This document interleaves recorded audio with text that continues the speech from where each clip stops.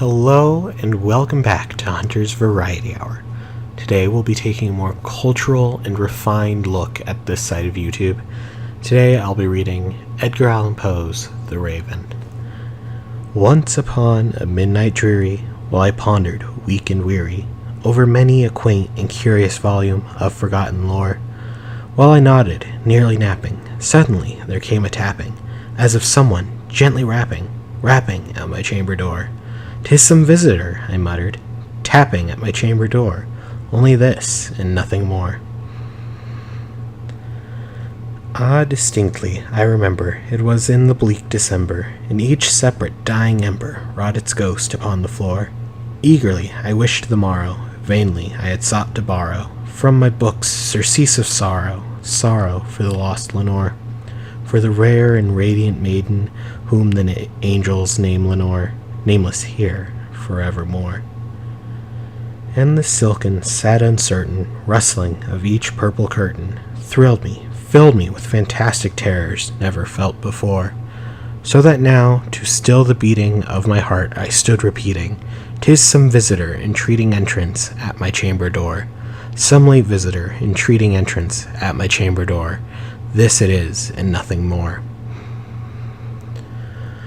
Presently my soul grew stronger, hesitating, then no longer. "Sir," said I, "or madam, truly your forgiveness I implore, but the fact is I was napping, and so gently you came rapping, and so faintly you came tapping at my chamber door, that I scarce was sure I heard you."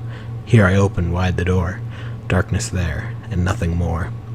Deep into the darkness peering, long I stood there, wondering, fearing, doubting, dreaming dreams no mortal ever dared to dream before. But the silence was unbroken, and the darkness gave no token. Then I whispered, and an echo murmured back the word, "Lenore?" Merely this, and nothing more. Back into the chamber turning, all my soul within me burning, soon again I heard a tapping, somewhat louder than before. "Surely," said I, "surely that is something at my window lattice. Let me see then what there it is, and this mystery explore. Let my heart be still a moment, and this mystery explore. 'Tis the wind, and nothing more." Open here I flung the shutter, when with many a flirt and flutter, in there stepped a stately raven of the saintly days of yore. Not the least obeisance made he, not a minute stopped or stayed he, but with mane of lord or lady, perched above my chamber door, perched upon a bust of Pallas, just above my chamber door, perched and sat, and nothing more. Then this ebony bird beguiling my sad fancy into smiling, by the grave and stern decorum of the countenance it wore. "Thou thy crest be shorn and shaven, thou," I said, "art sure no raven, ghastly grim and ancient raven, wandering from the nightly shore. Tell me what thy lordly name is on the night's Plutonian shore." Quoth the raven, "Nevermore." Much I marveled this ungainly fowl to hear discourse so plainly. Thou answer its little meaning, little relevancy bore, for we cannot help agreeing that no living human being ever yet was blessed with seeing bird above his chamber door, bird or beast upon that sculptured bust above his chamber door, with such a name as Nevermore. But the raven, sitting lonely on the placid bust, spoke only that one word, as if his soul in that one word he did outpour. Nothing farther than he uttered, not a feather than he fluttered, till I scarcely more than muttered, "Other friends have flown before. On the morrow he will leave me, as my hopes have flown before." Then the bird said, "Nevermore." Startled at the stillness broken by reply so aptly spoken, "Doubtless," said I, "what it utters is its only stock and store, caught from some unhappy master whom unmerciful disaster followed fast and followed faster, till his song one burden bore, till the digress of his hope that melancholy burden bore of never, nevermore." But the raven, still beguiling my sad fancy into smiling, straight I wheeled a cushioned seat in front of bird and bust and door.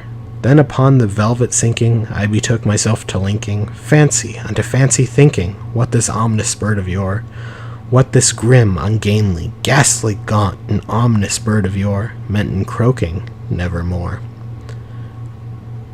This I sat engaged in guessing, but no syllable expressing, to the fowl whose fiery eyes now burned into my bosom's core. This and more I sat divining, with my head at ease reclining, on the cushion's velvet lining that the lamplight gloated o'er, but whose velvet violet lining with the lamplight gloating o'er, she shall press, nevermore. Then methought the air grew denser, perfumed from an unseen censer, swung by seraphim whose foot felt tinkled on the tufted floor. Wretch, I cried, thy God hath lent thee by these angels, but he hath sent thee respite, and nepenthe from my memories of Lenore. Quaff, O quaff, this kind nepenthe, and forget this lost Lenore. Quoth the raven, nevermore. Prophet, said I, thing of evil, prophet still, if bird or devil, whether tempter sent or whether tempest tossed thee here ashore, desolate yet all undaunted, on this desert land enchanted, on this home by horror haunted, tell me truly, I implore, is there, balm in Gilead? Tell me, I implore. Quoth the raven, nevermore. Prophet, said I, thing of evil, prophet still, if bird or devil, by the heaven that bends above us, by the God we both adore, tell the soul with sorrow laden, if within the distant Aden, it shall clasp a sainted maiden, whom the angels name Lenore.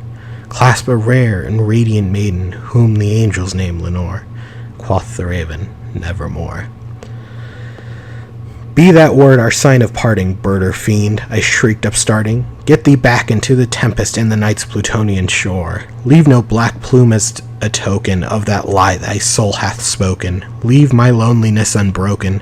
Quit the bust above my door. Take thy beak from out my heart, and take thy form from off my door. Quoth the raven, nevermore.